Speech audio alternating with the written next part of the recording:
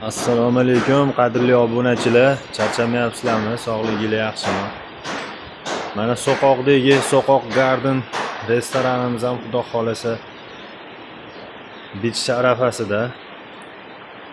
Mana kolonnalariga qirg'izskiy travertin naturalniy toshlari, fasadlari, ichki fasadlari. Devorlarda dekorativniy g'ishtlar terib berganmiz. Polga 60 ga 60 kafel, angren. Xudo xolasa tez kunda ochilish marosimi bo'ladi. Biz ichkarida zdaniyada ishlarimizni tugatdik. Xudoga shukr, topshirib oldik. Baho berib qo'yasizlar bir ishlarimizga. Zinalariga mana bunaqangi Ko'ksaroy yangicha variantidan ishlab berganmiz. Palasalar ochib, oyoq sirpanmasligi uchun.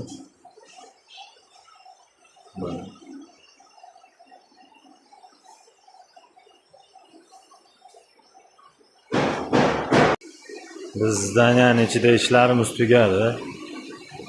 Allohga behisob shukr.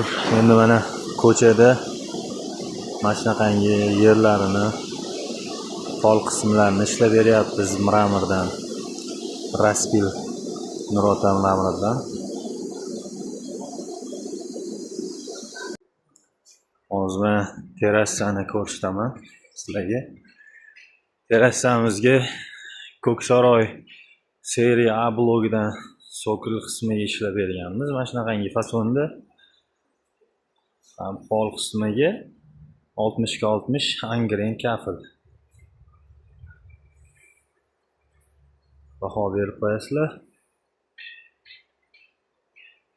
Kimda shunaqangi xizmatlar bo'lsa, mramor, granit, kafel xizmatlari bo'lsa, bemalol aloqaga chiqaverasizlar. Mirshoh Granit Master Group xizmatinglarda.